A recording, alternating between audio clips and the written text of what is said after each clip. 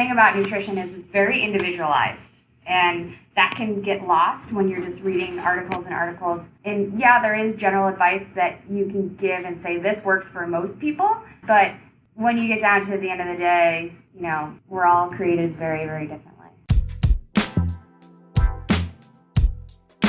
Podcasting from somewhere with protein shakes and no yearly membership fees.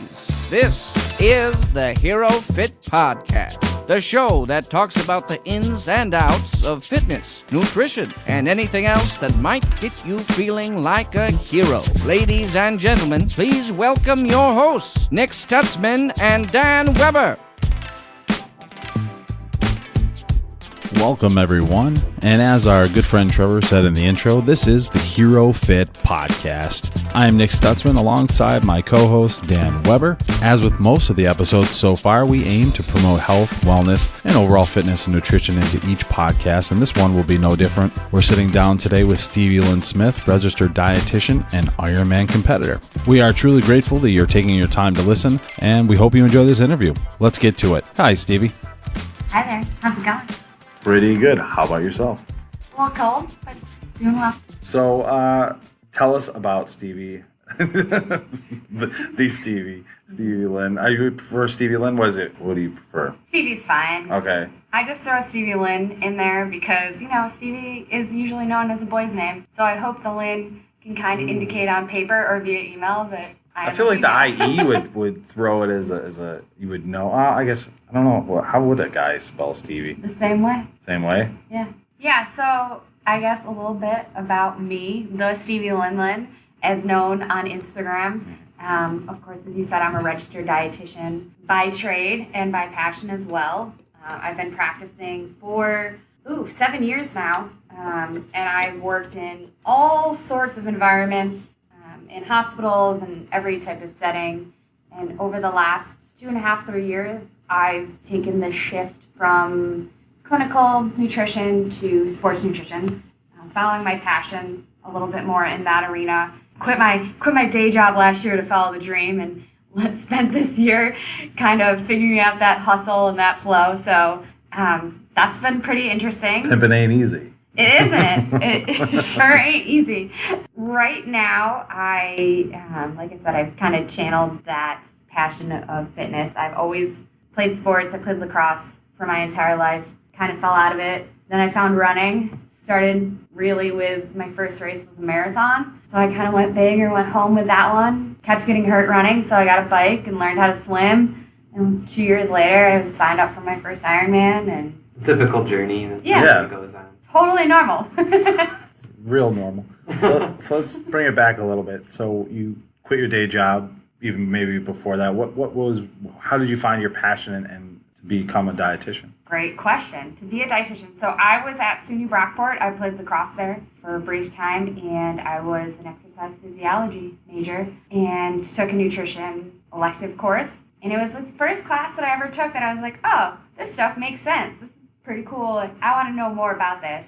And then I wasn't super happy at Brockport and found that Buff State had Go Bengals. Go Bengals. The program I wanted to be a registered dietitian. It's a lot more of a process than being just a nutritionist. You have to go to an accredited program, meet certain curriculum requirements. Side note, you're pretty much a chemistry minor to be a dietitian. I learned that the hard way. Pro tips for anybody who's interested in doing that. Yeah, pro tips, a lot of chemistry. And then you have to do, supervised practice hours, sit for a board exam, and then do continuing education credits, which is great because nutrition is such a changing field. People get really upset when they're like, well, one day eggs are good for you, and the next day they're bad. It's because it's a new science. Biology and chemistry have been around forever. It's a young science. The second time that is actually that analogy has been brought up. I could be getting controversial here. I don't think it doesn't help the science that there are possibly some organizations that are throwing money behind certain studies to make things happen that might not be the result we are looking for. Absolutely. And that's like part of why listening to the registered dietitian credential is important, because we've been trained on how to look at a scientific study and be like, okay, this is who's funding it, this is the sample size. Like, there might be one study that comes up like keto is great, but it could only include like 5 really well-trained athletes, which that's not going to apply very... The general population. Right. It's hard to extrapolate things.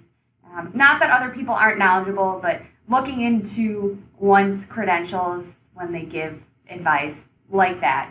But yeah, it's a brand new science, and that's why also having to do continuing education is great, because it forces you to kind of be like, all right, what do I want to sit down and read about and learn a little bit more about new in the field. So, I mean, when you say about science, what is it that makes the science such a, I mean, just kind of like, say I know nothing about dietitian comparative to a nutritionist or anything like that, but what about the science aspect is so involved? Involved in providing recommendations to like... Just how is it pertinent to what you're doing? Yeah, so when I talk to a patient or a client and I'm counseling someone and they're asking me, okay, like maybe I have, they have high blood pressure or they have a family history of heart disease. It's important to know the science behind, okay, these diet recommendations are going to work. These are going to be what works for most people. And that also applies to sports nutrition, like race fueling, for example. There's so much research out there saying carbohydrates are the predominant fuel used in aerobic exercise, like lists and lists and lists of them. So it's important to know, okay, well, you can't just tell somebody, eat more carbs, what type of carbs. And, some people don't tolerate certain types of sugars. So it's about knowing how the body breaks it down, metabolizes all of our different macronutrients, what conditions you might need more micronutrients, macronutrients, and how it all works together to really, just not from a health standpoint, but performance standpoint, how you can meet people's needs the best. Because the thing about nutrition is it's very individualized, and that can get lost when you're just reading articles and articles. And yeah, there is general advice that you can give and say this works for most people, but when you get down to the end of the day, we're all created very, very differently. So you apply the scientific method to individuals themselves, essentially. Yeah, pretty much. It's a lot of trial and error as well, or experimentation with, this has worked for somebody who has similar body type or makeup, but you have like you said, a sugar, you don't break down sugars the same way, so you kind of have to tailor it that way as well. Yeah, so someone might have, might not tolerate like fructose or, lactose intolerance everyone knows about. That's one of the intolerances where that can change from person to person. Some people are a little bit more sensitive. Some people can get away with having like hard cheeses or Greek yogurt. So that's where, like you said, like it's not all cut and dry. Whenever I do a nutrition plan for a client, I say, hey, this is our starting point. This is based on what you've told me about you, what I know about you and your history and your habits. This is where I think you're going to see the most results, whatever their end goal is. And then, you're right, it's not always perfect. That makes me think of, like, I'm sure you have to then apply almost like a little bit of social sciences, and I'm getting at, like, psychology here. Because a more superior diet, I assume, tell me if I'm wrong, would be the one that someone will actually adhere to as well. Right. So. Exactly. Yeah, you bring up a great point. There's a lot of psychology behind it. And just knowing when you're interacting with somebody, if they say, well, this night my family does this.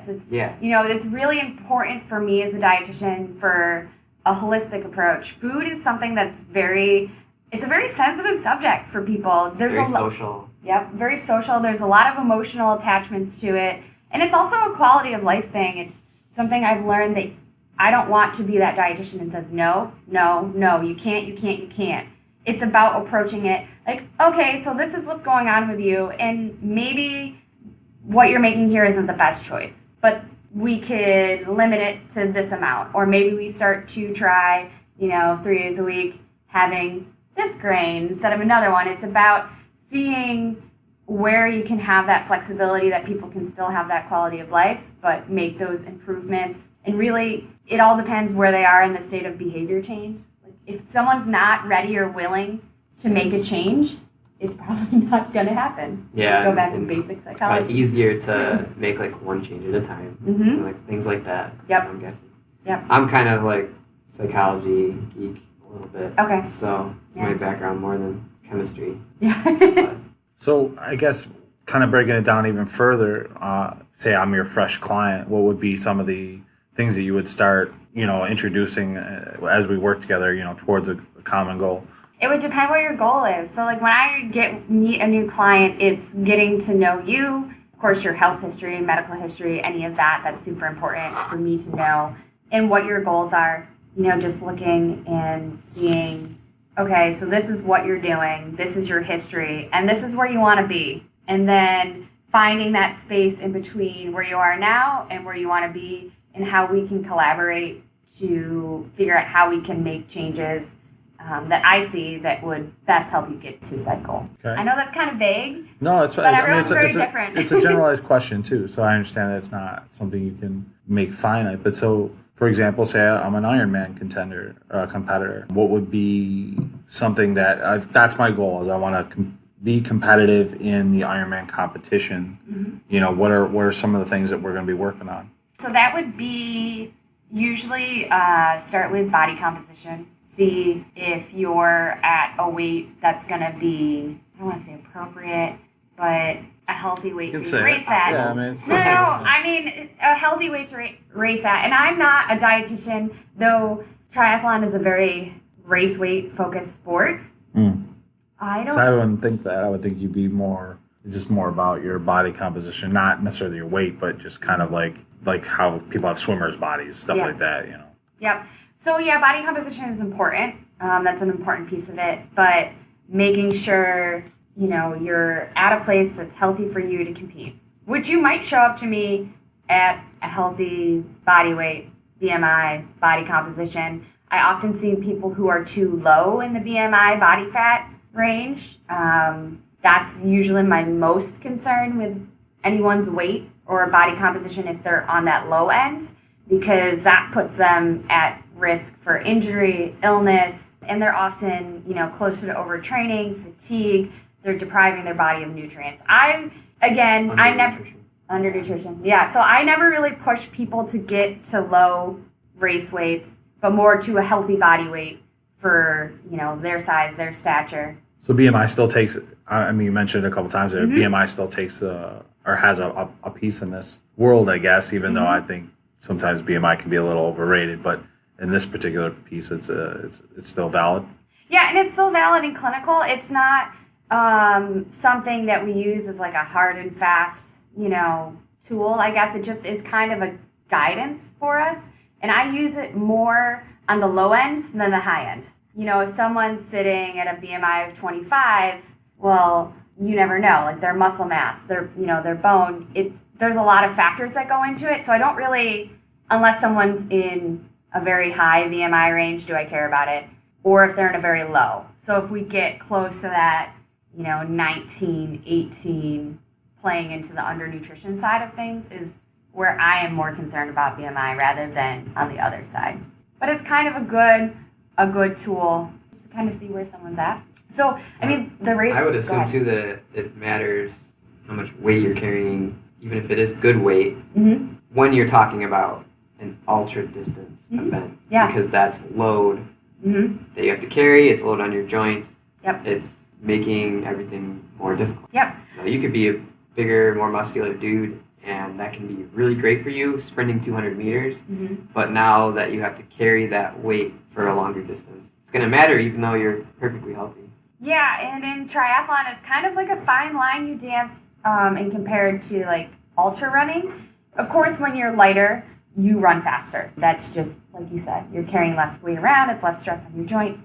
But when you're biking, sometimes having a little bit more weight is better because you can get more power. You can ride your bike faster. So it's always funny when I race Ironmans. I always beat the guys up the hill, but then when, we go downhill, they fly by me, and some guys, we laugh about it because we just leapfrog each other the whole time. But also in the fact of someone losing too much weight too quickly, you don't want to sacrifice too much power on the bike.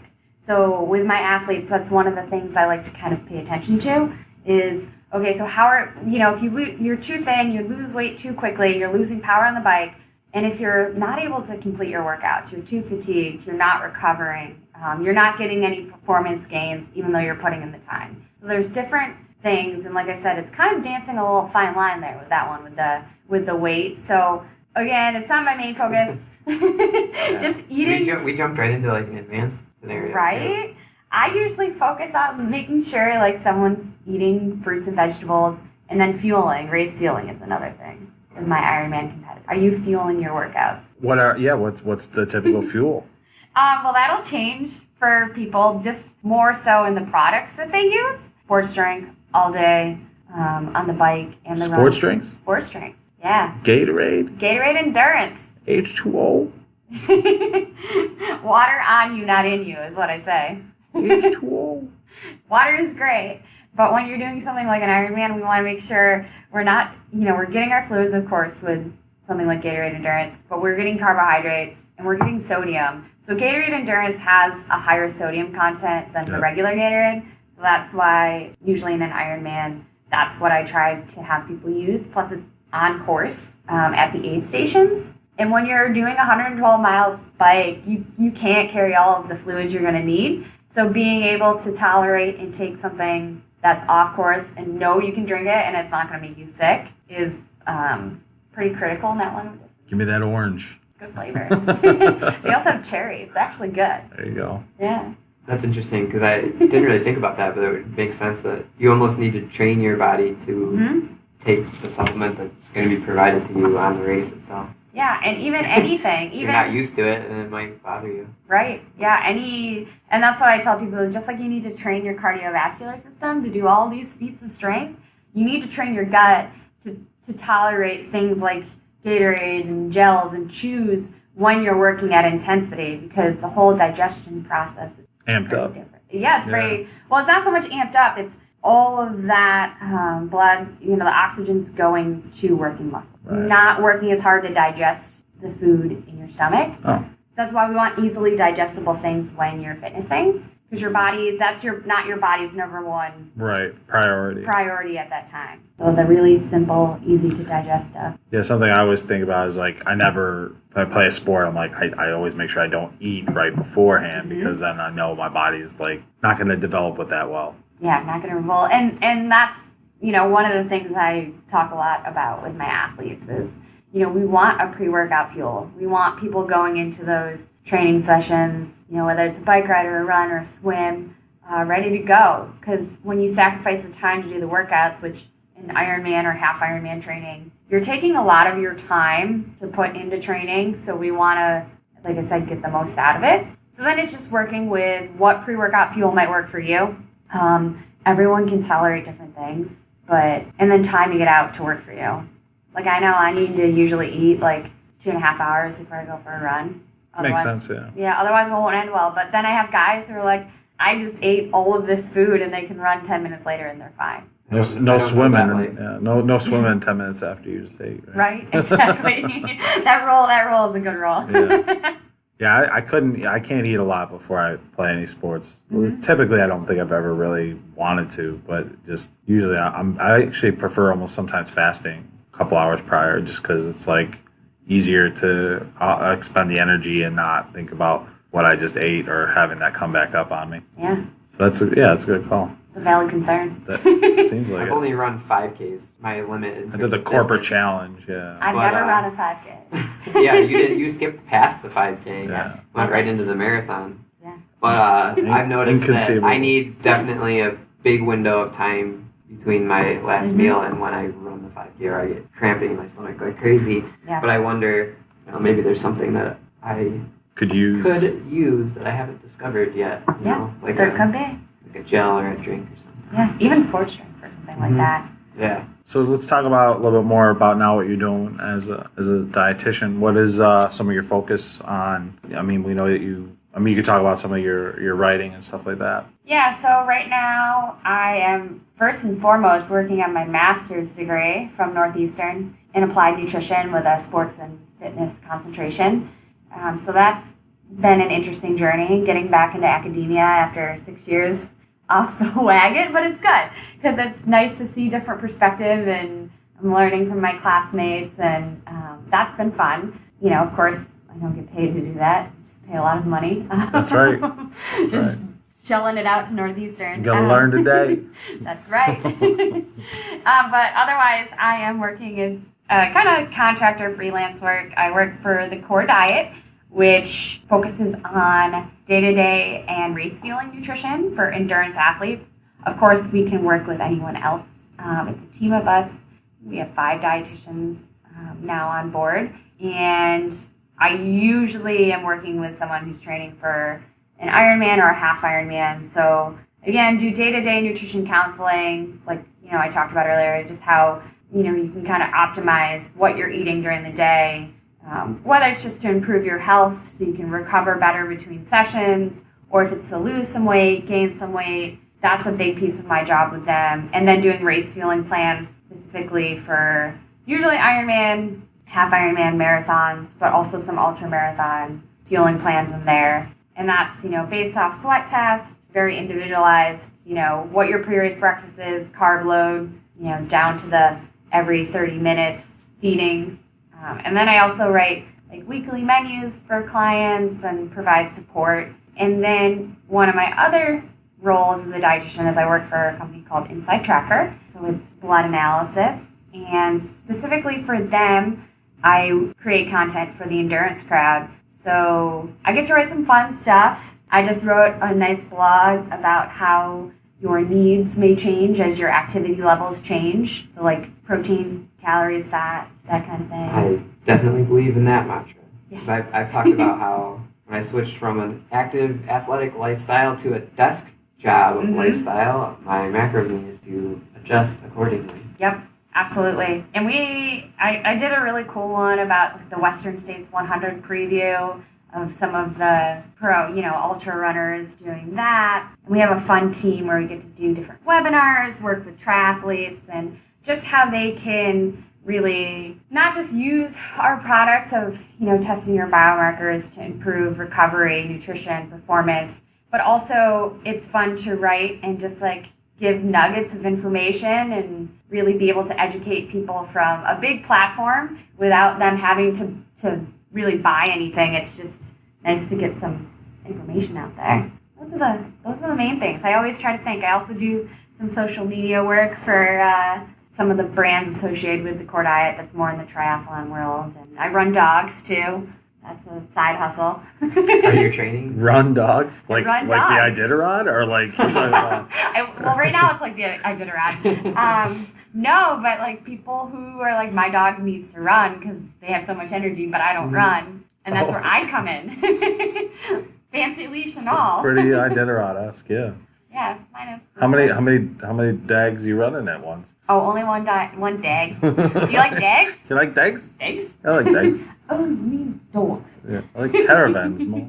Yeah. So one dog at a time. So I'm just kind of doing all the things. I bet you didn't expect that. Oh, I run dogs. Yeah. I didn't know that was a side hustle. Yeah, I didn't know that was It's a like, thing. Like, that's such an amazing side hustle. Right. I know. It's not very lucrative, but especially it's if you fun. like to exercise. Like, Yeah. what's Plus a you better get to- training partner than a dog? Than a dog, I know. Right? Yeah, I know. Now I'm all about this. It's real fun. That's why Can we have dogs help us with our weight training? Yeah. Is that going to be a thing? I just want I wish we puppies could make that everywhere. happen. Yeah, I just want puppies everywhere. Just have puppies at the Give me gym. puppies at the gym. Yeah, I want puppies at the gym. Yeah, so I know lots of things going on. That's why I had to pause for a second. It's kind of just a lot of moving parts, but it's fun. You're living the dream. Something like that. So talk about some of the published works that you got going on. Is there a particular focus or kind of just content of the day, or do you get feedback? I mean, what's some of the things that or just something that you feel passionate about that you want to write about? It's a mix of all of those things. So some stuff I get told I'm writing, which is fine. It's all endurance related. Darn SEOs. Yes, That's SEOs, exactly. That's what my background is. I'll find those keywords and tell you what to write. Yeah. But, my content calendar for Inside Tracker is already built out for the entire year, and, everything is exciting and pertinent. It's all somehow related to, again, endurance and nutrition. It gives me the opportunity, to look at different research that's out there because I have to write this article. It's big on making sure that what I'm writing is based on, the up-to-date science. So I got a lot of fun stuff coming out from them. And then I am also providing some content on like a FODMAP diet, kind of a new thing for people who have intolerances, who might be trying to figure out what's making them not feel so great. So I'm doing, I think, a blog and a webinar on that. So that should be fun and hopefully informative to a lot of people. Yeah, so if you have if you suspect you might have like an autoimmune disorder, or you just find that, maybe you feel bloated all the time, right? A low FODMAP diet might be a thing that you want to look into. Yeah, usually with the GI issues, everyone's like, oh, I can't eat gluten, my stomach gets upset and I feel bloated. And while gluten does fall into the categories, following a low FODMAP diet, and what you do is eliminate all of the things. Essentially, I'm just going to put it real simply. And then you start adding back in the different groups to see what might make you feel not so great. And, if you're fine, then you carry on with the foods that don't kind of set you off. I think this is where coaching or having someone to help you can be really important. I've somewhat recently I hired a nutritional consultant, and it's been helpful because I have someone to bounce things off of and someone to add perspective and say, hey, do this and tell me how you feel. Yeah. Just trying to figure it out on your own, it can be complicated. You can overanalyze yourself. You also might not be the most objective person. There's downfalls to that. So. Yeah, absolutely.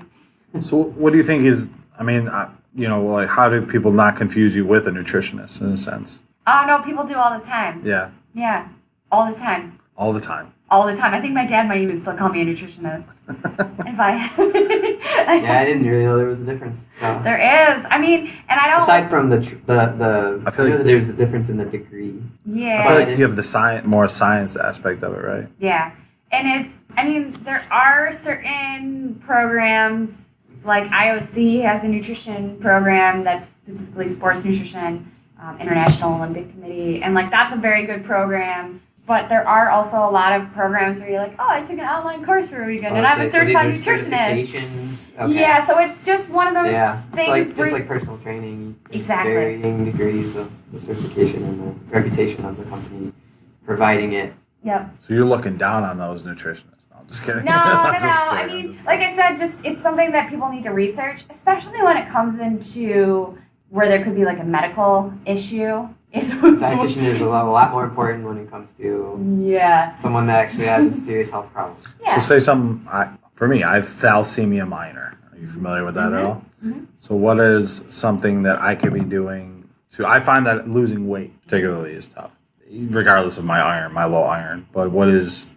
something that might benefit me? Benefit you for weight loss? Yeah, just for a little bit for weight loss, yeah. I mean, I don't know a ton about you and your lifestyle, so it's kind of hard to just okay. I mean, say I'm the average. Things out there. You're average, your average American. Your average American.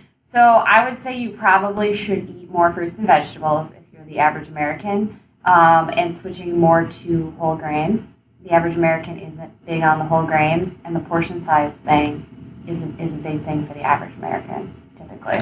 I know that's really general, but again... No, I completely, I understand. Yeah. I just do think that the thalassemia minor sometimes has a little play in because I try to, stick with those heavy meats or, stuff like that. Can you put that in layman's terms? Thalassemia minor is, it's anemia. It's a rare form of anemia from the Mediterranean area. And so it's similar, the major is very similar to sickle cell, but minor... I'll always forever have low iron in my blood. And it doesn't matter how much iron I intake, it just goes right out. Comes in and goes right out. Doesn't stick around, essentially. There's other factors to it that we can talk about off air, but yeah, there's not to bore everybody with my my genetics. People don't have to go Google it. Yeah, but they can Google. Yeah, that's right. You can Google it. Google that. But it doesn't affect me other than I just have low iron and the red blood cells aren't as strong, I guess, as most. Another reason why I'm not doing an Ironman. Yep. I will. And I genetically really can't. And that's another factor with the whole iron picture. Is inflammation can reduce the absorption of iron as well. So there's lots of moving parts when you're looking at something like I mentioned earlier to you. With the irons can get very intricate there with our iron disorders. I totally forgot what question we were talking about. Well, it was someone with his particular issue some advice to help him if he's. So if I wanted to, like, say I wanted to eat the endurance. vegetable thing makes sense. Yeah. That way you're keeping yourself satiated. That would help you decrease the inflammation. You said that's going to be Whole grains, I respect. To watch out for. Mm-hmm. You know, vitamin C increases iron absorption. You know, watching the coffee and the tea intake too. I don't drink any of that, so I'm good. Yeah. So it doesn't block it. Yeah. No. But yeah, you know all the something things already. like a nutritionist might not be able to address. Yeah, they might not deal with that, and then their background. Yeah, something to be aware. I'm not trying to put you on the spot. It was. No, it was just you're you, good. You're good. No, but the other big thing is I feel like when people see nutritionists, they're like, okay, you need to eliminate this, and you can't have that, and that. And like, of course, there are situations where you really shouldn't be having things, but when whole food groups or food types are cut out of a diet or intake is what I like to say. First, I don't like the word diet. Rubs me the wrong way. Even though it's a part of your dietitian. Yeah, I don't. People have co-opted the word. It has a negative connotation. They've muddied my name. What it should mean is just what you eat. Right. Exactly. So like that's not like a temporary thing I'm doing to reach this goal, and then I'll go back to whatever else I was doing. Exactly. Yeah. So, you know, like I said, there are people who aren't registered dietitians that are very knowledgeable. It's just if you're going to see someone and there's also dietitians who I know that aren't great. So it goes both ways. But, you know, it's just like anything, doing your research before someone's kind of telling you what you shouldn't do with your health and your eating. And if it's someone you feel comfortable with, then that's cool. It's just making sure you kind of check in a little bit. Especially for people who have diabetes and stuff like that. Yeah. You gotta make sure you're eating the right things. Medications, all that jazz. You're throwing everything in their big picture. Yeah, safety first. So what came first, dietitian or Ironman? Ironman, actually. I was still in school to be a dietitian when I did my first Ironman. I had just graduated. Yeah, did my first Ironman in 2012. That was 7 years ago. I've done 8. Yes. 7 years? It should have been 9, but there was a little debacle with a hurricane in Florida last year. Oh, now you're blaming the weather? Come on. No, I didn't actually even get to race it. Yeah. So excuses. Didn't even toe the line for that one. Should have ran the hurricane. I wish I could have. That would have been, that's Ironman worthy. I know, yeah. Missed opportunities. All right. Yeah, so I started training for Ironman my senior year during all that craziness and haven't stopped. You have any others planned? Sure do. Signed up for someone? Yeah. Yeah, so I am doing Ironman Texas in April, allegedly. That was Sans hurricane. That was Ironman's only option for me to transfer from the hurricane one. They refunded you essentially. They're like, you don't get your money back. You're either store credit. Yeah, well, no, it wasn't even store credit because they wouldn't let me pick which one to do. They're like, you do Ironman Texas or you lose $800. Wow. Nice. Should write Ironman a strongly worded letter. They wouldn't care. They aren't the most user-friendly brand. Thanks for your $800. Yep. So I'm doing that, and then Ironman Madison, also known as IMMU, September. Madison, Wisconsin? Yeah. I hear it's a great one. So, That's where our boy Roosin is. Yeah. Yeah, people love it. I might retire after that. We'll see. Ooh. I know. I mean. Are you calling yourself old? No, not at all. I'm a veteran of the sport, actually. Yeah. But Ironman's a lot of time. It's a lot of training. And it's expensive. We talked about a little bit. It's not exactly the thing you want to do if optimal longevity and health is your number one goal, right? Because it can kind of beat you up. Yeah, it beats you up a little bit. I mean, the cross training is great. I'm very grateful that I got into the sport for the biking and the swimming. That's where I spend most of my time. So I still think of course it hurts. Ironman hurts really bad. It's an extreme sport. Yeah, I can't. That's basically what I'm getting at. I know I could not complete the whole thing. I mean, when I did Ironman Lake Placid this year, I finished. And then I walked home, showered, and walked back and cheered people on until the final finishers at midnight with a cider in my hand, running around. When does it start? So it starts what, like 6 in the morning? 6:30. I think the pros go off at 6:30, and then age groupers start at 6:40. So you have till midnight to finish it. 14? No. 17 hours. 17 hours. Wow. Yeah. And I can tell you, watching those final finishers, it's some stuff.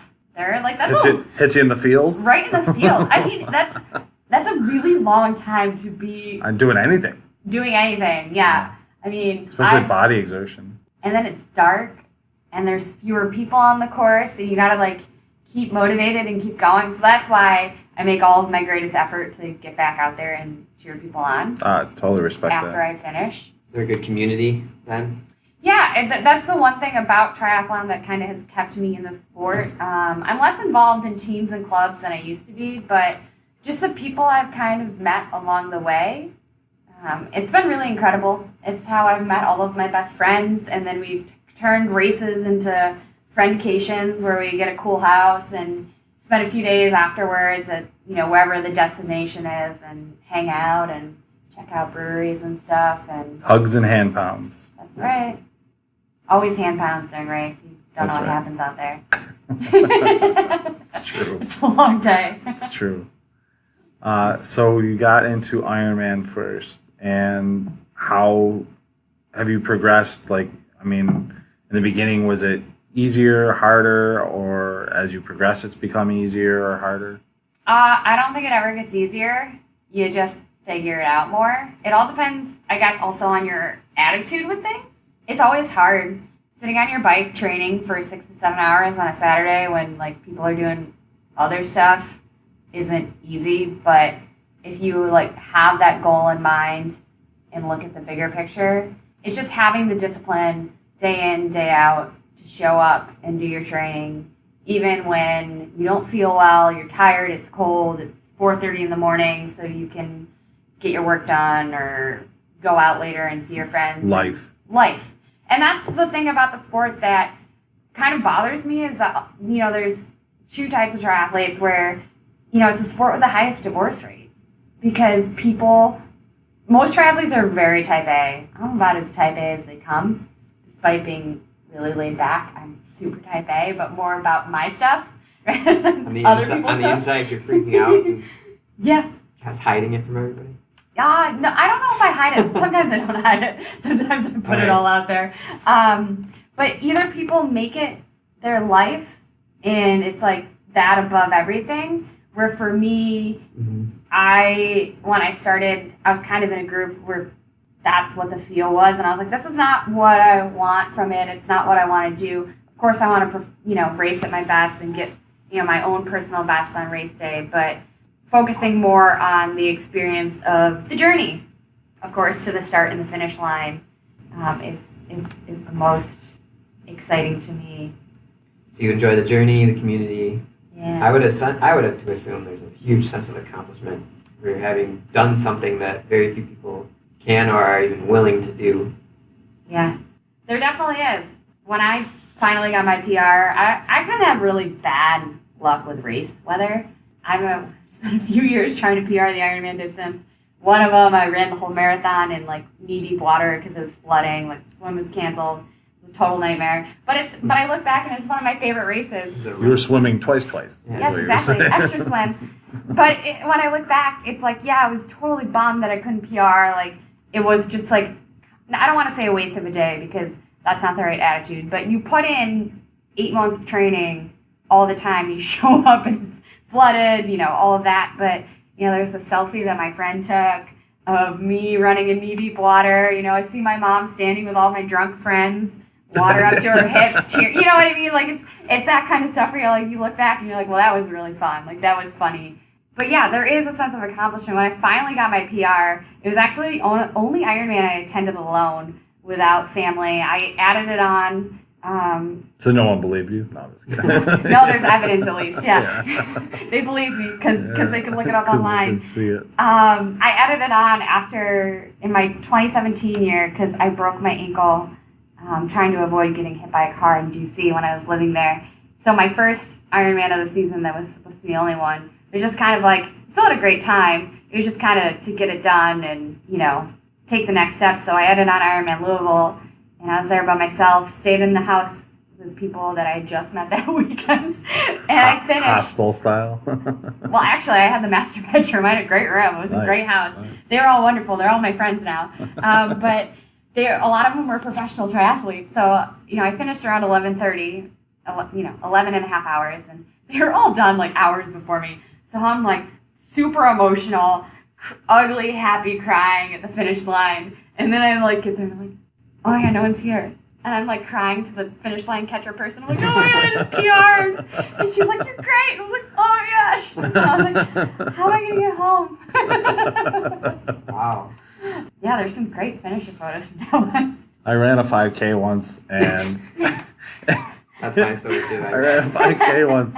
My first 5K, never trained, never done it. Someone was like, hey, you want to do a 5K? I paid for it, and the person couldn't do it. I was like, yeah, sure, I'll show up.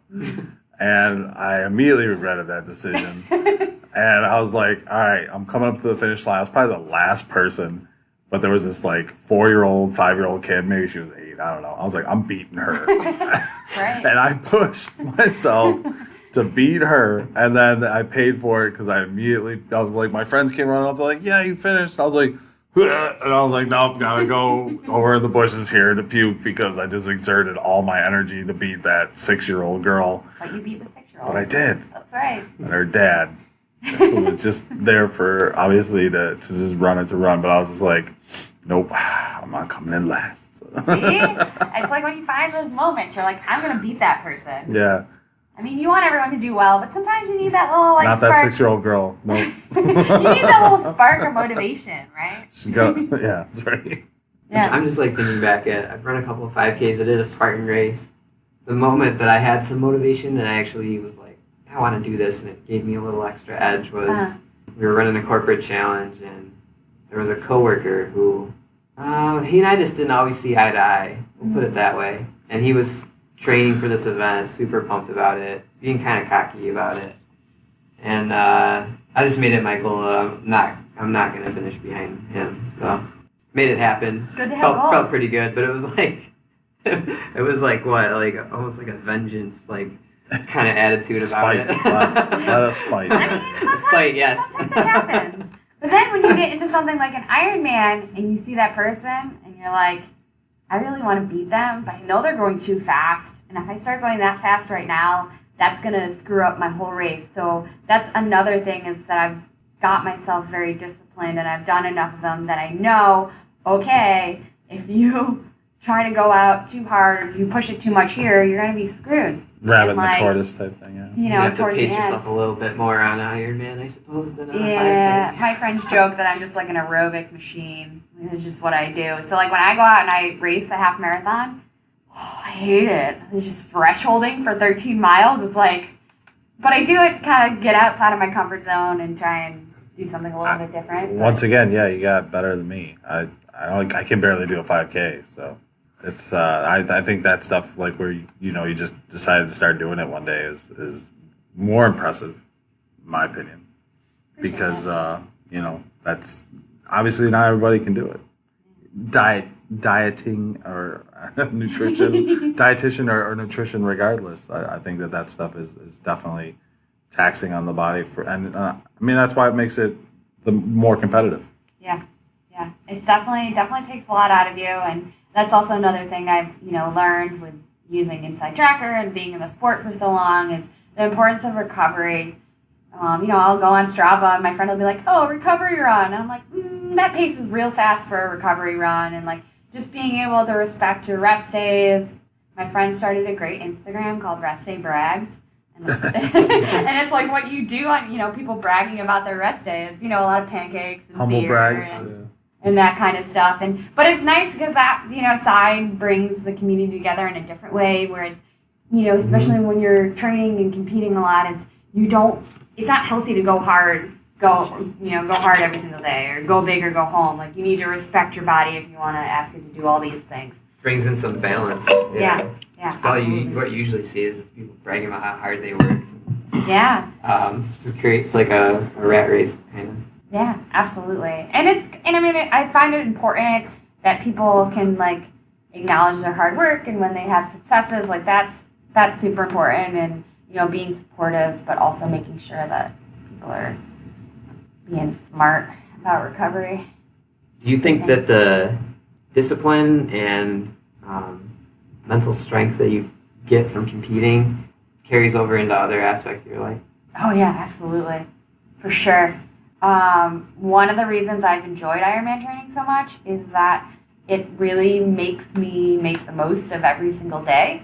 It gives me that base structure, and it's like, all right, these are my workouts that I have to do, but I also have these 10 tasks I need to get done. So it makes me sit down and like, okay, like this day I'm going to do this, and it's been extremely helpful when I, quit the day job and kind of been doing my own thing, because yeah, I have bosses, I have deadlines, but with my life, I don't have to be logged in from 7:30 to 4. No one's looking for me. So, of course I meet all of my deadlines because I'm very type A. Of course. But if I want to sleep in one day, I could sleep in. And, having that structure and the discipline from the training is like, okay, no, Stevie, you need to be responsible, and like, this is due, and you need to email this client. So it just kind of helps me structure my days that way too, a little bit more.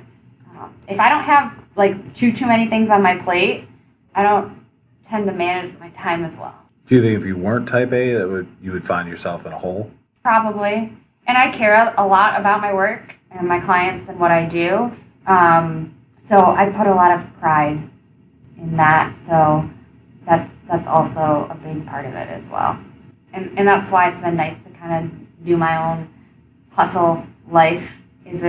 It's easier when I'm like, oh my God, I have all this work I have to work on a Friday night. You're like, well, okay, but it's things that I find interesting, and it's a cool project, or it's a cool writing piece. So just like anything, like you enjoy doing this, that, it's a little bit easier, right? Indubitably. That's why we're here on a Friday night. Friday That's night, right. Club Capon. Oh, jeez. So I guess one of my questions then for you would be then, you said you might retire.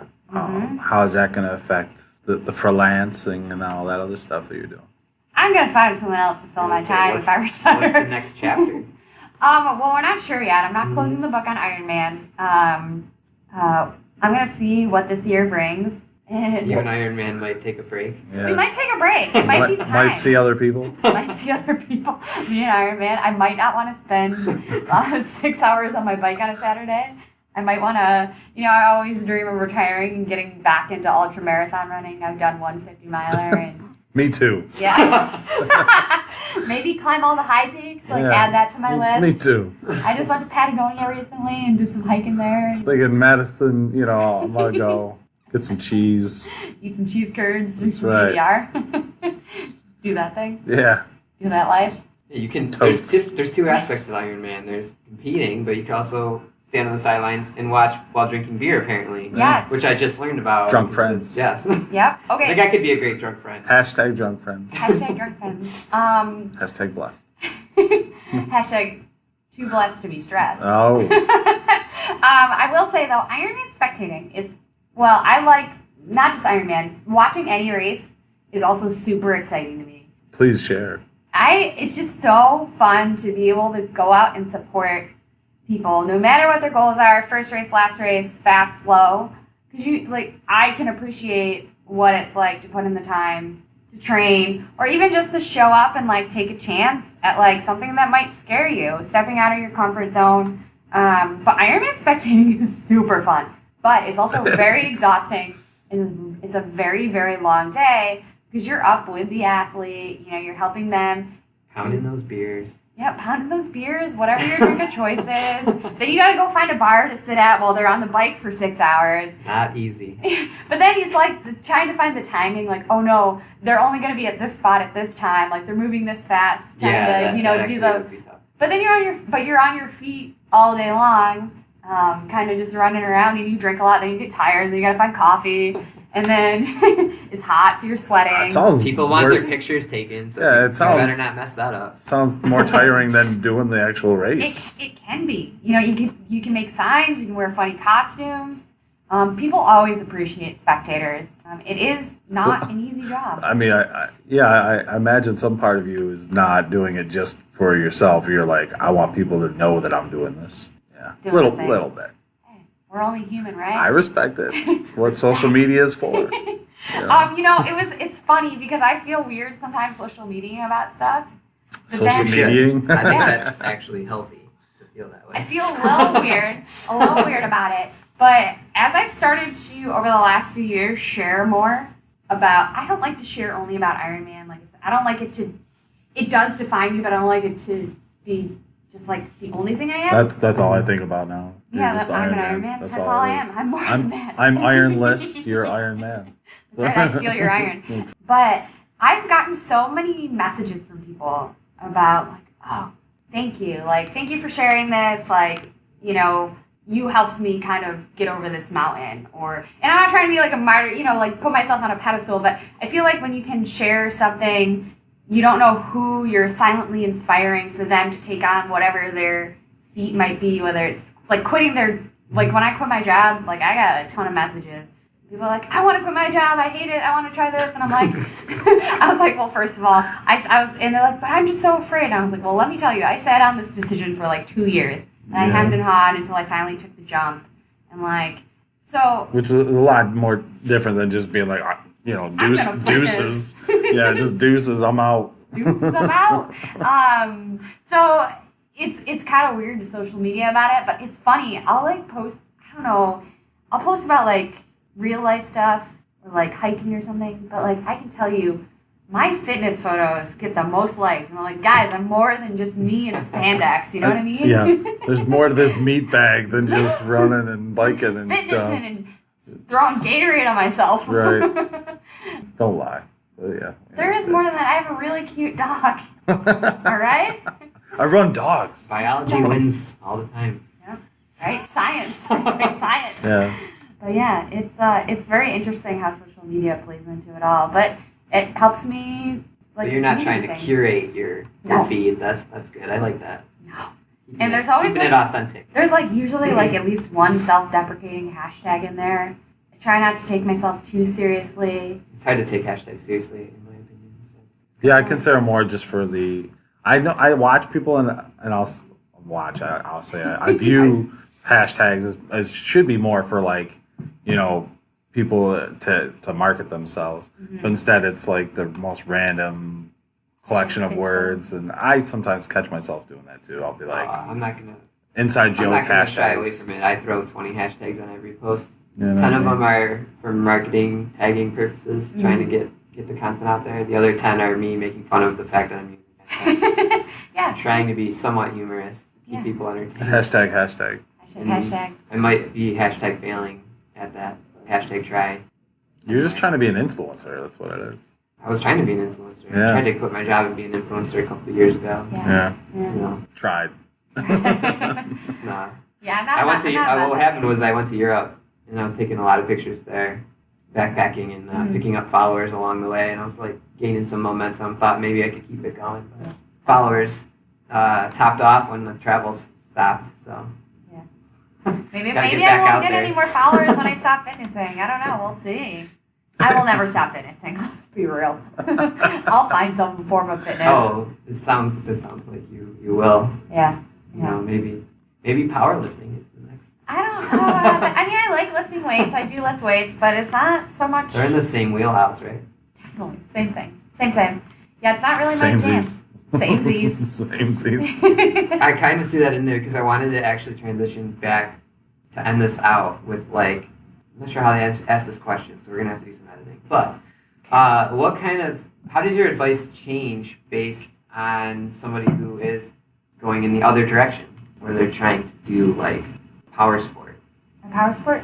Yeah. So that would just be, a shift in macronutrients, and it would depend on, what their goals are and where they are. Like if they want to put on muscle, that shift more towards protein and less of carbohydrates. Not that it's a low carbohydrate diet, but they aren't going to need as many carbohydrates as someone who's going to be on their bike for 6 hours. And that's where training, and when I tell my triathletes, a lot of it, the big differences are in training fuels, really, because you're just mainlining carbs when you got to be fitnessing for that long. But yeah, a power athlete, it would just be, a healthy amount of carbohydrates, but just differently and not from. Yeah. And you work with clients that are in that world? No, I don't do much in the bodybuilding power type world. Not exactly my wheelhouse. I stick to the endurance mostly by the nature of the core diet who I work for. And I just don't have as much experience. I know great dietitians who do work in that world, and then so what's your other clientele, or is it all endurance? Do you have the general population who, like let's get real. Most people, I would say probably 80% of people that join a gym, for example, they're just trying to lose weight, get healthier. So do you have those clients? Not right now, really. Most of my people are endurance, and again, that's just the nature of the businesses I'm working for. But I do very much like working with. You like working with that clientele? Yeah, absolutely. I have my weight management certification, and I've done a lot of that in my past career life, as I call it, and I hope to do more of that in the future, kind of when I get out of grad school and on my own feet. So, if someone out there has that goal and they're listening, they can get in touch with you? Yeah, they can ping me. For sure. All right. Well, reaching the end portion of this interview.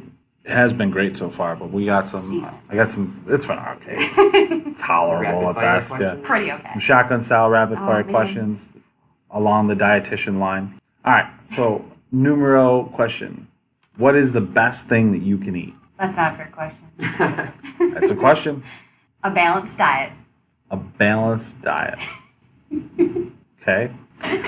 Follow it up with, what's the worst thing that you can eat? What is that sandwich from Wendy's that has 10 burger patties and the Baconator or That's something a thing? like that? Yeah. Or isn't there somewhere that has a sandwich that there's no bun, it's just fried chicken? Oh, KFC, yeah. I would go chicken with something like that. Yeah. Along those lines. Do you think that's the worst thing you can eat? I remember seeing the Denny's menu one time, the fried cheese melt. It had a lot of calories. It was mozzarella sticks on bread that is then grilled as a grilled cheese sandwich. It's a grilled cheese sandwich with mozzarella sticks in the middle. There's some of those competitive sandwiches where it's 8 feet long that it's well, if you can finish this in an hour, you can get it for free. And it's yeah. If. Big if. Yeah, something like that. Okay. One of those. I want to throw in some answers here. Okay, best thing you can. I don't have You're not a dietitian. I'm not a trained professional anyway. No. So then we're not going to I listen? want to say sugar. Okay. Just sugar. The worst thing you can eat is sugar? Just I think it's straight sugar. Lies. Lies and slander. Okay. Number 3. For me. What's the best way to make sure that I'm eating healthy? Get a variety of colors. Variety of colors. That's a practical one. I like it. Keep it simple. That's how I like to do this nutrition I like stuff. to eat all the different colors of the Skittles. Variety of colors. Skittles. You got me good. You got me good on that one. I don't like Skittles, so we're good. I'll go M&M's instead. Just to clarify, I don't think that's what we mean by different colors. No, it's not. Okay. Colored Whole Foods. Yes, thank you. Thank you. All right. You got the loophole on that one. What do people inevitably ask you when they find out what you do? Oh, so you can help me with my diet. How do I stop eating pizza? Usually something like that. Let's stop eating pizza. That coincides with when we ask people what their favorite cheat meal is. We get a lot of pizza. That's the last question. What's my favorite? Oh. Yeah, well, we'll ask it now because Dan's a murder of love. What's your favorite cheat meal? I don't believe in cheat meals. I don't believe in cheat meals. You're actually the second person What to say happens that. when you bring a layman You to did. a dietitian? Yeah. I like to call them choice meals. You make a choice to have something. What's your favorite bad choice meal? No, don't use the word bad. I don't like to label foods good or What's bad. your Judgments on yeah? things. What's your favorite not healthy choice meal? Favorite choice meal? Oh. Well, it's hard. It's hard to answer this because This is not hard. yes, it is. You're making it difficult. Because I'll eat bacon as part of a healthy meal. Bacon's healthy. Anyways, Just not the Baconator. Just not the Necessarily This good is a to really put hard bacon. question, It's 'cause not I don't- necessarily good to put bacon on ice. I don't usually go. I can't believe you're struggling with this. Well, because when It's got to be something that you're like Homer Simpson on. Like, come on. I really love bacon. I've eaten a whole package of bacon before. Your Okay. mind keeps going. Your mind keeps going Yeah. to the bacon. Yeah. Sweet potato fries, So but what- that's not like a meal. Freud is Yeah. telling us something. You know what I mean? I like sweet potato fries. Okay. I respect it. I don't think that's the worst thing in the world, but it's not necessarily a cheat, I guess, but it could be. It could be if you eat like a whole plate of Like them. like the bad and bougie fries, you know. Okay. I don't think I know this.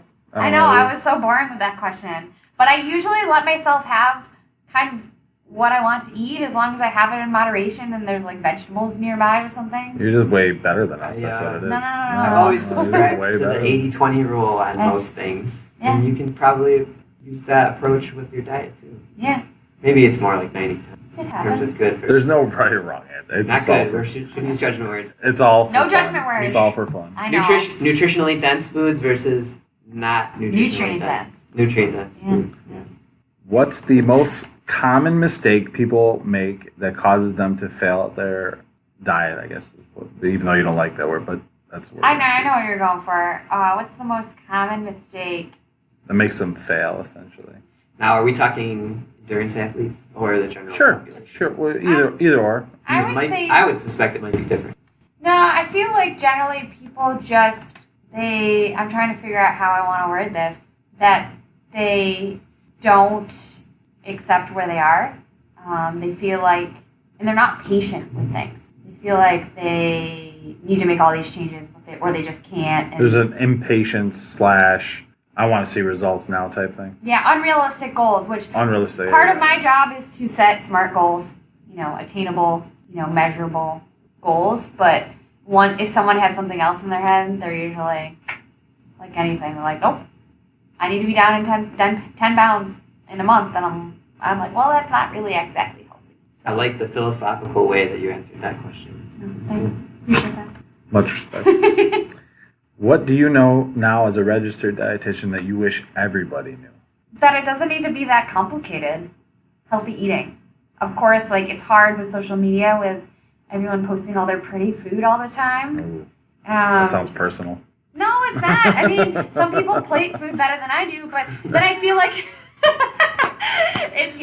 there's this unrealistic expectation set that all of your meals need to be super perfect and packed in little plastic containers for you to be healthy or to lose weight. I will say that I think for the meal prep, Oh, I'm team meal prep. I'm all about it to an extent. But I think that meal prepping, if the food looks better, I feel like it tastes better. Yeah. And there's a stigma to it. Right. So I started the meal prep when the meal prep service first started here in Buffalo. I can't remember the name of it. Chef Pat, whatever his name was. I think he's pretty much, I don't know what it is. But after a while, I was just like, man, this food does not look good and it just doesn't taste good. Right. I was just like. But when I look at things as a dietitian, as long as people have a lot of green, non-starchy vegetables and protein and healthy fats and it's balanced, a little bit of whole grain, I'm cool with it. Breakfast doesn't have to be breakfast foods. Dinner could be Brinner, breakfast for dinner. I don't really care. I'm just usually happy if people are eating healthy foods. But then I get people and they're like, oh, well, I don't have time to make all these recipes. I was like, well, you don't really need to make recipes, so to speak. It's, as long as you're... Put some foods together. Put some healthy foods together and break it down. Keep it simple, I subscribe to Break that it down. approach. Break it I don't down. care if my food is pretty. I've been made fun of because sometimes it's not pretty. Yeah. In Nothing the end, against pretty food. in the end, I just mix it all together. Dense and it's good for me. But I would say maybe we have to bring in my brother to talk about that plating and visual aspect because I think he's in the restaurant business. Yeah. Probably agree with the whole. I think to an extent. It tastes good. Yeah. I think to an extent, if it looks like, Oh, for sure. I'm just saying for the meal prep programs, Oh, yeah. the presentation of it, if it looks better, it didn't look like you just threw it in there and it was barely cooked or something like that, or at least it has some decent sometimes a chicken color makes it more appetizing to Right. me than if I see a little bit more of a barbecue look to it. I'm like, all right, well that I know I'm gonna. Oh, totally agree. When you're I'm paying so that much hungry right money now. for it. Get pizza. Sorry. It's okay. I'm gonna have a bad choice meal. So, what's Don't say the bad. okay? I'm gonna have a regrettable choice meal. What's the one best piece of nutritional advice that you can give? I would say be kind to yourself. That sounds real lame and not telling you what food to eat. Sounds Hallmark, yeah. No, I'm just kidding. Really Hallmark, but you know what? No matter what, if you're trying to lose weight, gain weight, eat healthier, it's whenever you're making a change, you're never going to be successful all the time. Not in the beginning. And I find when people just put a negative tone or oh, I'm eating healthy, but I can't lose weight, it's easy to get into your head. And we're only human. Things are going to happen, and You speak for yourself. No, I'm Let me know how that pizza goes. So yeah, it's just like, being kind. Like, you're gonna, eat a whole package of bacon, and it's not the greatest thing, but, then have some vegetables later. Make a healthy choice. Redeem yourself. Yeah. Don't just fall into the traps. Yeah. Punishment and shame are no not the punishment best and shame. motivators. You need some positive reinforcement. Shouldn't be 9 lashes. No lashes. Doesn't You shouldn't change behavior. exercise to be like, oh, I gotta burn those calories off. Like, that whole connotation, that whole school of thought about, exercise and eating as punishment, I'm not a fan of it. It doesn't create a healthy relationship with it. So I get that. That's good. not about that life. Then I say I work out so I can eat the pizza. It's bad idea. Now you're making me rethink my whole life. See, you're welcome. Hashtag blessed. Well, thank you, Stevie. It's been quite enlightening.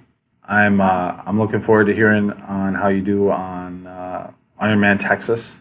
When is it? April 27th. You better start running. I know. Get real close, guys. better start hitting the bikes. I know, right? Get some dogs. Do you have a plan where you I'm gonna peak on this day? Yeah, I got a coach. With your diet and your training?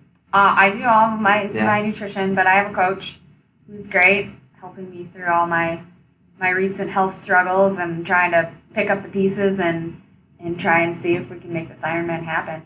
So we shouldn't say break a leg? No, I need all the luck I can get right now. Yeah, let's avoid that one. Well, I wish you the best of luck with that. Thanks, and hopefully maybe we can have you on afterwards and we can talk about how you did. Yeah, totally. Yes, we'll be following along on the social medias. Yeah, socials. Yeah, hit me up at Stevie Lyn. Yeah, where can we find you other than that? You can always email me at stevie@thecorediet.com and on the Facebook, Stevie Lyn Smith. But usually my Instagram is kind of my preferred mode of sliding into your DMs. Yeah. Don't pull a Pete Rose and slide into those DMs. For the dietitian advice. Yeah. Okay. Well, thank you again. It's definitely been a pleasure. I know Dan had fun. I had fun. Yes, Awesome. Thank you. Thanks for having me. We appreciate it.